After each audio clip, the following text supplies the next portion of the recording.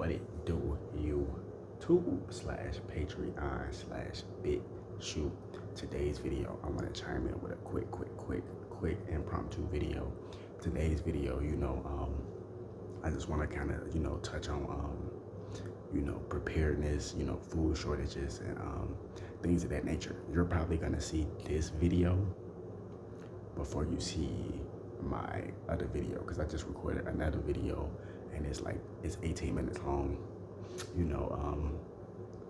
It's not really on popular topics that people want to hear, because a lot of people want to hear illusions and make me feel better.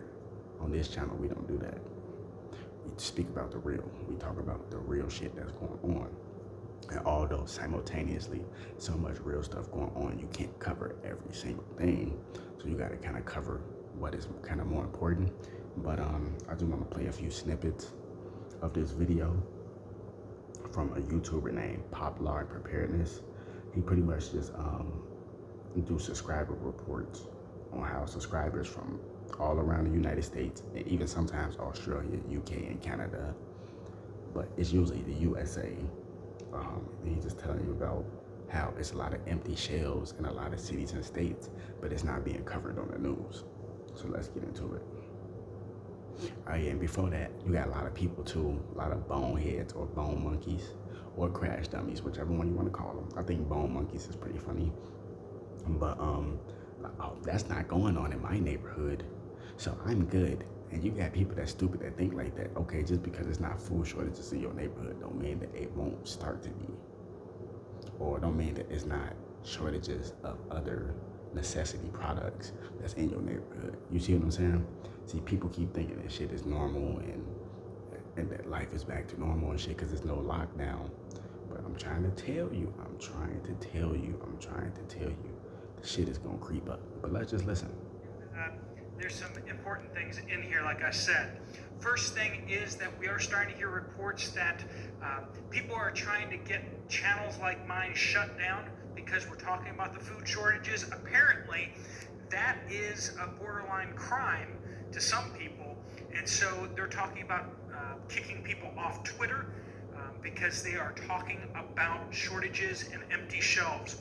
So because of that, please do go down in the description below and sign up for my newsletter. I promise you I will send out one newsletter a month, no more than that, unless something happens to this channel, I get in trouble or kicked off this platform. That will help me to communicate to you guys where I will be and on what other platforms. See, I haven't even watched this video yet. I'm listening to it / watching it now because I'm trying to show y'all. But he just said it. They trying to get him kicked off of YouTube because he talking about the food shortages. And you got a lot of dummies out here that's not talking about the food shortages because, one, the national news isn't covering it because they don't want it to be any panic buying, or they don't want people to start rising up and getting scared and shit. And a lot of people not talking about it because they comfortable living in an illusion. What's the chances of that? Always on Odyssey. Currently, if I do get bumped off here, I will reactivate my Rumble account, but it is a bit of trouble to keep that thing going. So Odyssey all the time, and we'll move over to Rumble as well if I lose this platform for some reason. All right, Pinball Preparedness did bring up a very important news article today, and that is that bird flu has been found in the United States. Down in South Carolina, there has been a case of bird flu in a wild bird, which is very, very disconcerting. It is extremely highly contagious between birds, and so that means that it could be spreading in the wild, and it is only a matter of time before that ends up hitting one of the farms, chicken farms. So once that happens, they start culling thousands and thousands of chickens at a time, and they start opening up windows around those farms and culling all chickens and birds in that area. All right, John F. from Northwest Georgia says, a friend that works at a major grocery chain, we will not name one person, sent along a screenshot of a warehouse order sheet to the bakery there. 89 cases ordered from the warehouse, only 21 delivered. Said that other departments were in worse condition. Said person informed me almost 2 weeks ago that the store was receiving only 50% of warehouse orders. It would appear that as of the recent update above, the situation is deteriorating rapidly. Stores are starting to fight over getting this inventory.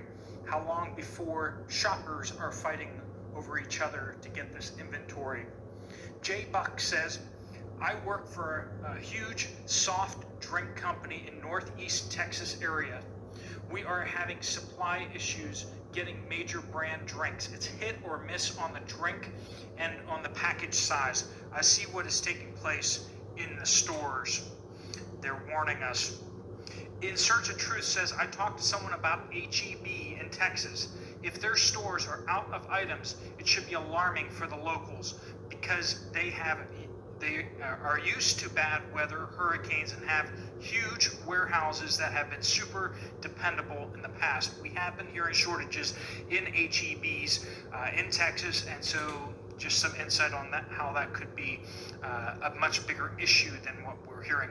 Montag M says, an hour outside Chicago, which is just an extension of the sprawling city. Everything is okay, but I see shortages here and there. Some limits on canned food, limits on flour and sugar. Can still find meat at okay price and can still get almost expired meat at half price. Pet food has been sparse. Nikki M. from Hudson Valley, New York says, meat and produce is available but dwindling. There's lots of holes on the shelves, especially pasta and flour. Canned meat available at Walmart but noticeably dwindling, especially canned beef, corned beef especially. Don't rely on grocery delivery. The delivery slots are backed up for days and the online selection and quantities online are inaccurate. A worker from a regional store in the area told me that they order a ton of supplies, but the distributors are putting limits on what they get. And they have... See? I'm not even gonna play the whole video for y'all because I'm not even trying to make this that long. But I'm gonna let him finish what he was saying. And then, I'm gonna say what I gotta say, then I'm gonna end this video. Excuse me, but you see? He's talking about Chicago, he's talking about Georgia, he was talking about Texas. He's talking about New York, see? Oh yeah, it's stuff you can find, but a lot of that shit is dwindling down and it's hard to get. Don't order online because the online orders is backed up. I'm trying to tell you, man. No way of controlling what comes in.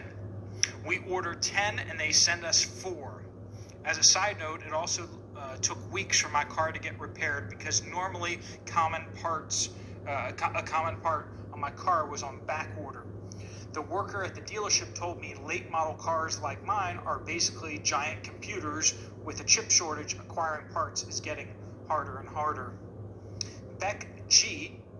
See, and that's all I'm gonna play on that. But like I told you, and what this personally reminds me of is Fallout New Vegas. Only thing, ain't no atomic bombs drop. It's like a atomic biochemical warfare, let's just say it like that.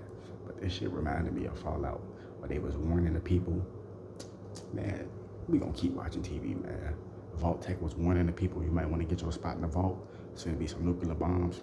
Man, fuck that shit, man. We gonna keep doing what we doing. Boom, caught their ass off guard. Food shortages, clothing shortages. A lot of people died. Everything got mutated. Everything became scarce. All type of shit, man. But, motherfuckers don't understand this shit. Like I say, wake up. Wake up. Just because it hasn't happened in your area yet doesn't mean it won't happen. See what I mean?